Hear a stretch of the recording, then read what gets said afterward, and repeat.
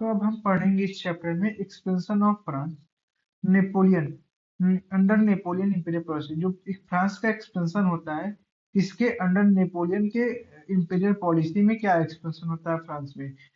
Expansion of France, जो expansion होता है फ्रांस का, नेपोलियन बोनापार्ट के रिप्रेजेंट करता है मोस्ट सिग्निफिकेंट फेस, बहुत ज्यादा इंपॉर्टेंट फेस है, most significant phase of European history. लेट 18th और अर्ली 19th सेंचुरी का सबसे इंपॉर्टेंट फेस है।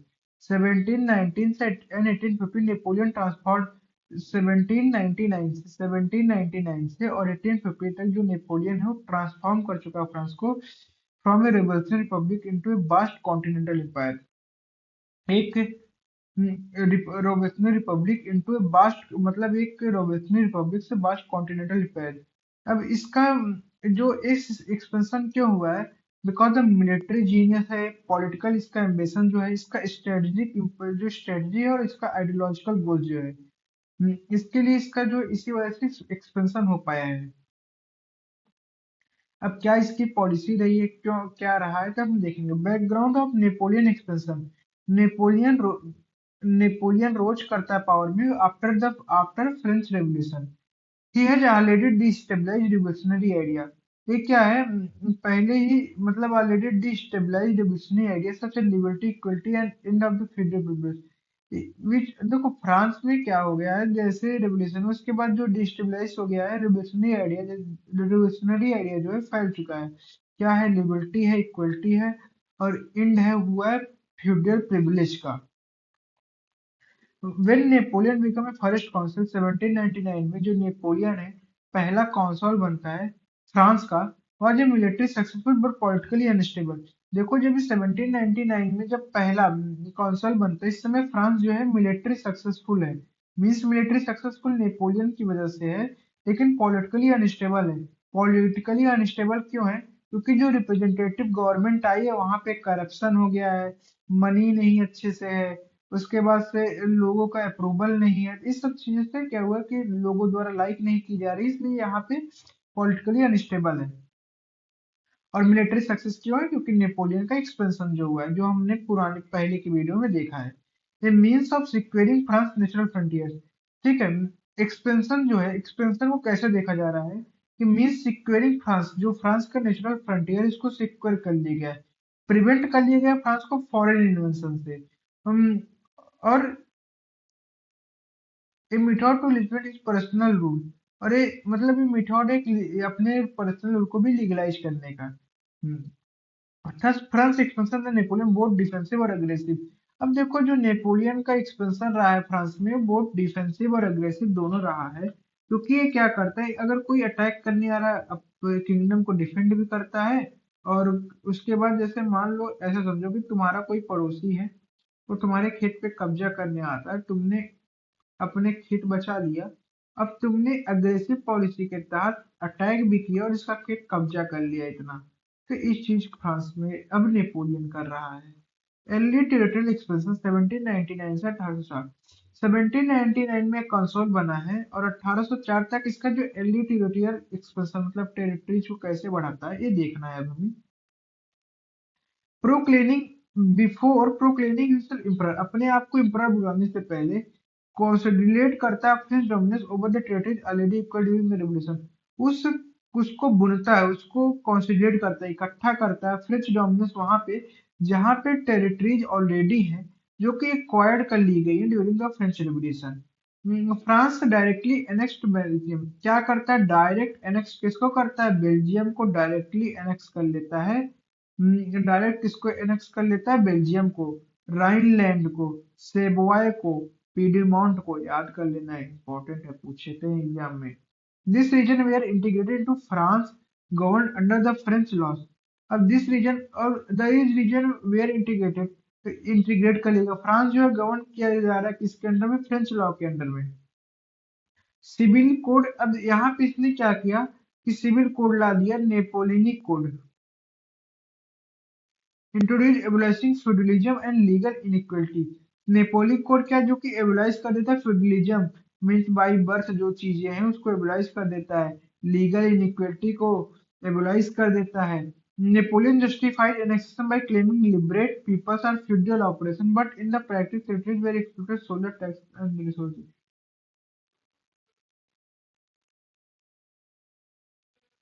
नेपोलियन क्या करता है, जस्टिफाई करता है नेक्सेशन को, कहता है कि हम लिबरेट किए हैं पीपल को फ्रॉम फ्यूडियल फ्यूडियल ऑपरेशन, मींस फ्यूडियल ऑपरेशन जो बाई बर्थ चीजें हो रही हैं, बट इन प्रैक्टिस, लेकिन इस प्रैक्टिस में एक्सप्लॉट करता है, टेरिटरीज को खत्म कर देता है, सोल्डर टैक्स रिसोर्स सबको अपने अंदर में ले लेता है। क्रिएशन ऑफ नेपोलियनिक एम्पायर 1804 से 1811 में क्या होता है, नेपोलियनिक एम्पायर क्रिएट होता है। आफ्टर क्रोनिंग हिमसेल्फ, अपने आप को जब इम्परर बना लेता है फ्रेंच का, Napoleon pursue more ambitious imperial, अब बहुत ज्यादा एम्बिशियस पॉलिसी को परस्यू करता है, और ज्यादा मतलब एम्बिशंस आ जाता है कि मैं अभी कर लूंगा ये कर लूंगा, मीन्स और ज्यादा इच्छाएं हो जाती है इसकी। Aimed establishing French supremacy over continental, चाहता है कि पूरी कॉन्टिनेंटल यूरोप में सिर्फ फ्रेंच की सुपरमेसी हो, मतलब एक डोमिनेंस हो। मतलब ऐसा समझो कि तुम्हारे घर में चार, तुम्हारा गांव है, यहाँ पे मान लो चार घर है, पांच घर है, तो यहाँ पे दो तीन लोग रहते हैं। अब यहाँ का एक मुखिया चला गया, तो एक मुखिया बनता है जो यंग लड़का है, सोचता है कि अब मैं हूँ, मैं अपना डोमिनेंस हर जगह फैला लूंगा। इसी तरीके से नेपोलियन भी सोचता है। क्या करता है, सेटेलाइट स्टेट और क्लाइंट किंगडम से, कहाँ पे सेटेलाइट स्टेट और क्लाइंट किंगडम से कैसे फैलाता है।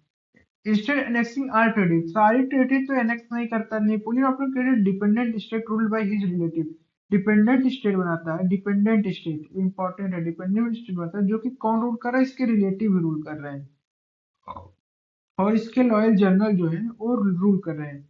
Kingdom of Italy ruled by Napoleon, kingdom of Italy को खुद रूल कर रहा है, किंगडम ऑफ नेपल्स को रूल कर रहा है जोसेफ मुरट, किंगडम ऑफ स्पेन को जोसेफ बोनापार्ट, कॉन्फेडरेशन राइन को group of German state under French protection. मतलब कुल मिला के इसके जो लॉयल जनरल्स हैं, इसके जो लॉयल रिलेटिव्स हैं, वही पूरे फ्रांस को, पूरे यूरोप को रूल कर रहे हैं। ये जो स्टेट है not independent, they followed French foreign policy, ये इंडिपेंडेंट स्टेट नहीं है, फॉलो करते हैं फ्रेंच पॉलिसी को, supply troops and adopt French institution, और फ्रेंच इंस्टीट्यूशन को अडॉप्ट करते हैं, जैसे हम लोगों के यहाँ ब्रिटिशर्स का हम लोग अडॉप्ट किए हुए तो वैसे ही बिल्कुल। Destruction of old European order, और क्या करता है, डिस्ट्रक्शन करता है जो ओल्ड यूरोपियन ऑर्डर है। Napoleon dismantle holy Roman empire, जो 1806 जो होली रोमन एम्पायर है उसको एकदम खत्म कर देता है, डिसमेंटल कर देता है उसके पॉलिटिकल स्ट्रक्चर को, जो कि नियरली 1000 ईयर से यूरोप में चला आ रहा था। तो major blow of Austrian German traditional authority, ये सबसे ज्यादा मेजर ब्लो का काम करता है, मतलब मेजर ब्लो मतलब कि चोट पहुंचाता है ऑस्ट्रियन और जर्मन अथॉरिटी को। फ्यूडल, जर्मन एंड इटली में क्या किया था, फ्यूडल प्रिविलेज जो बाई बर्थ प्रिविलेज से एबलाइज कर दिया जाता है। चर्च लैंड सेकुलर, मीन्स जो अभी तक जैसे मान लो कि चर्च लैंड सेकुलर हो गई, जैसे कि अब हमारे यहाँ अगर मंदिर की जमीनों से सिर्फ पुजारी यूज करेगा, तो अब ऐसा नहीं है, अब मंदिर की जमीन हर गांव वाला यूज करेगा, सेकुलर हो गया, सबके लिए है अब ये। इसी तरीके से सर्च को सेकुलराइज कर दिया, एडमिनिस्ट्रेटिव सिस्टम को और मॉडर्नाइज कर दिया, तो टाइम के साथ मॉडर्नाइजेशन आता है तो इसको ऐसे ही लिख देना। The French expansion had revolutionary impact social political structure, French का एक्सपेंशन जो था और रेवोल्यूशनरी था, मतलब कि और जगह रेवोल्यूशन जो फैला दे उसको हम कहते हैं रेवोल्यूशनरी, जो कि इम्पैक्ट करेगा। देखो अब रेवोल्यूशन कहाँ फैलता है, सोशल और पॉलिटिकल पे ही तो रेवोल्यूशन पहुंचता है, तो यही चीज है। मिलिट्री कॉन्क्विस्ट एंड वार, अब मिलिट्री कॉन्क्विस्ट और वार ये सब हमें याद करना है। Napoleon empire was built largely through continuous warfare, जो नेपोलियन का एम्पायर है वो कॉन्टिन्यूअस लंबे वॉरफेयर से बना था। बैटल ऑफ ऑस्ट्रेलिया 1805 में इसने लड़ा था और डिफीट कर देता है, ऑस्ट्रिया और रशिया को डिफीट कर देता है। इसके बाद बैटल ऑफ जेना लड़ता है, इसमें क्रशिंग कर देता है पर्सिया को। ट्रीटी ऑफ टिल्सिट होती है, अलायंस कर लेता है किसके साथ, रशिया के साथ, ट्रीटी ऑफ टिल्सिट में अलायंस कर लेता है। By 1811 Napoleon control dominated almost all continental Europe, means देखो 1811 तक क्या करता है, इस सारे यूरोप को कंट्रोल में ला देता है, ऑल कॉन्टिनेंटल यूरोप, सिर्फ ब्रिटेन को और रसिया के कुछ पार्ट, और पार्ट ब्रिटेन, रसिया और कुछ पार्ट ओटोमन एम्पायर को छोड़ के पूरे यूरोप को कंट्रोल में ले लेता है। The continental system, the continental system और इकोनॉमिक इम्पेरियलिज्म क्या है, कॉन्टिनेंटल सिस्टम इसका क्या है, अनेबल डिफीट ब्रिटेन एट सी, नेपोलियन इंट्रोड्यूस कॉन्टिनेंटल सिस्टम, मतलब यहाँ पे तो ब्रिटेन को सी में नहीं डिफीट कर सकता। क्या इंट्रोड्यूस हुआ? Continental system 1806। अब देखो 1806 के पैरेलल में हमारे इंडिया में ब्रिटेन में लोग आ चुके हैं, ठीक है, ब्रिटिश आ चुके हैं इंडिया में, और 1806 में आ गए। मतलब 1806 में तो हमारे यहाँ ये देखो ना कि हमारे यहाँ तो 1757 से ब्रिटिशर्स रूल कर रहे हैं। 1757 बैटल ऑफ प्लासी से बंगाल में ब्रिटिशर्स का रूल है, और कॉन्टिनेंटल सिस्टम में अपनाना था 1806 में। एम, अब इसका एम क्या है? ब्लॉकेड ब्रिटिश ट्रेड, मतलब ब्रिटिश ट्रेड को खत्म करना है। मीन्स ब्रिटिशर के पास पैसा तो इंडिया के ट्रेड से आ रहा है, यूरोप विथ यूरोप, ठीक है। All European state under French influence were order to stop trading with Britain. जो यूरोपियन स्टेट अंदर फ्रेंच इन्फ्लुएंस में थे वो क्या कर लिए? स्टॉप कर लिए trading with Britain. This policy, ये इस पॉलिसी रिफ्लेक्ट करती है इसका जो इकोनॉमिक इम्पीरियलिज्म मतलब कंट्रोल है। सेकेंड, मतलब ब्रिटेन को इनडायरेक्टली, ठीक है, वीकेंड ब्रिटेन इनडायरेक्टली। देखो अब सीधी बात है कि दो जनरल स्टोर का दुकानदार है, ठीक है, जहां से हम रोज अपने जाके घर का राशन लेते हैं। अब इस दुकानदार जो है, जो D1 है, दुकानदार 1 है, D2 दुकानदार 2 है। मैं D1 से रोज राशन लेता हूँ, मेरा किसी बात से इसका झगड़ा हो गया, अब मैं इससे राशन नहीं लेके D2 से लेता हूँ। तो सीधी सी बात है, मैं इसको इनडायरेक्टली पैसे से मजबूर कर रहा हूँ क्योंकि मैं यहाँ से सामान खरीद रहा हूँ। तो वही चीज यहाँ पे नेपोलियन भी कर रहा है। और क्या कर देता है? डैमेज करता है यूरोपियन इकोनॉमीज को, इनकरेज करता है स्मगलिंग को, एलाइंटेड एलाइज लाइक रसिया के साथ मिलके। The failure of continent undermine, देखो लेकिन इसका जो कॉन्टिनेंटल सिस्टम है उसका फेलियर हो जाता है क्योंकि ब्रिटिश का जो सी में, ब्रिटिश को सी में मुकाबला करना बहुत ही मुश्किल था उस टाइम। मतलब ब्रिटिशर्स को सी में कोई हरा ही नहीं सकता था। इंपीरियल पॉलिसी और ideals reality, Napoleon claim to be heir to French revolution with imperial policy rebuild contradiction, revolutionary legacy equality before law. इसकी जो लीजेसी थी, मीन्स इसकी जो इंपीरियल पॉलिसी थी कि रिवोल्यूशनरी लीजेसी थी, मतलब इक्वलिटी, मतलब कि लॉ से पहले सबको इक्वल देखा जाएगा, ठीक है। एबोलाइजेशन ऑफ फ्यूडलिज्म, जो फ्यूडल सिस्टम था, जो बाई बर्थ सिस्टम था, उसको एबोलाइज कर दिया जाए कि राजा का बेटा राजा नहीं बनेगा। मेरिट बेस्ड एडमिनिस्ट्रेशन, मतलब तुम जितना पढ़े लिखो उस हिसाब से तुमको जॉब वॉब मिलेगा, एडमिनिस्ट्रेशन में अधिकार मिलेगा। कंट्रोल में क्या किया? हैवी टैक्सेशन लगाया, फोर्स कॉन्स्क्रिप्शन, ठीक है, सप्रेशन ऑफ लोकल फ्रीडम पे सप्रेस कर दिया, सेंसरशिप एंड अथॉरिटियन रूल लगाया। अब इससे क्या हुआ? इस सब चीजों से नेपोलियन क्या दिखने लगा? फॉरेन ऑपरेसर दिखने लगा, मीन्स जो लोगों को दबा रहा है, दबा कुचल रहा है, लिबरेटर की जगह।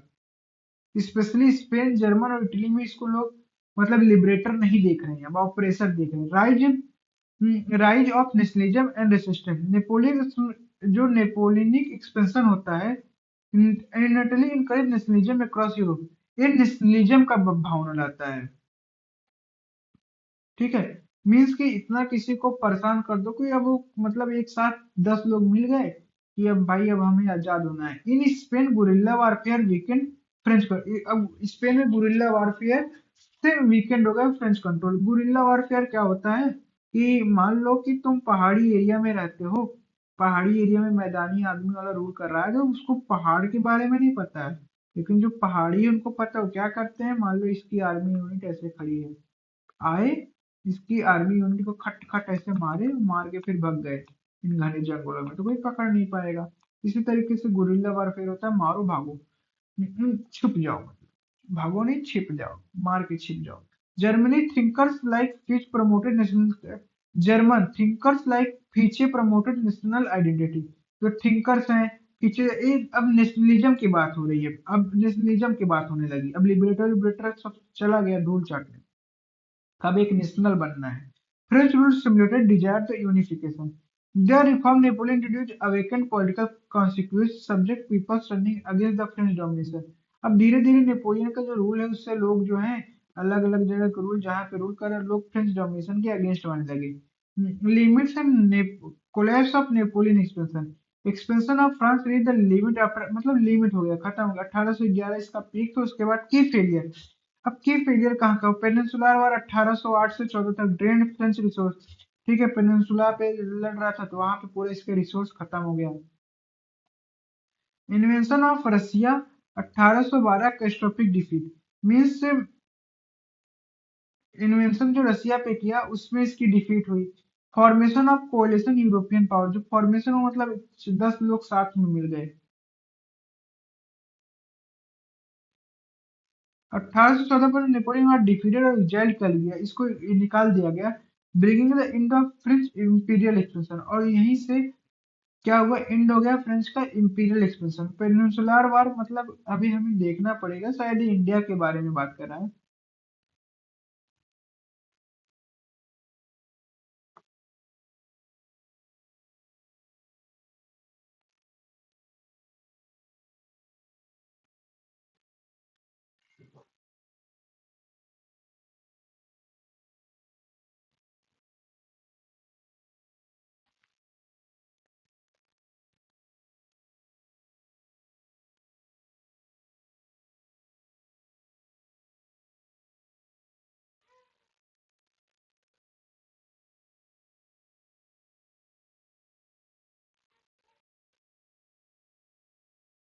आइबेरियन फिर पेनिनसुला है, उसके लिए हुआ था, ठीक है।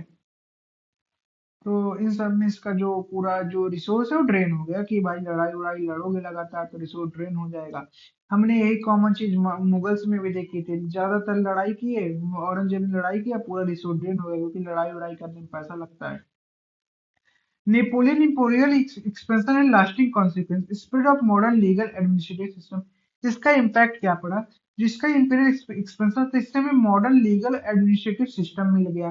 Destroyed feudal structure across Europe, जो फ्यूडल स्ट्रक्चर था बाई बर्थ वाला उसको डिस्ट्रॉय कर दिया है।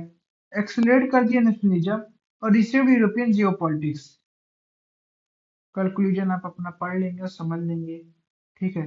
तो आप इतना समझ लिए तो ये वीडियो यहीं पे एंड होता है। आगे नेक्स्ट वीडियो अभी आती है, डिसइंटीग्रेशन ऑफ नेपोलियन एम्पायर।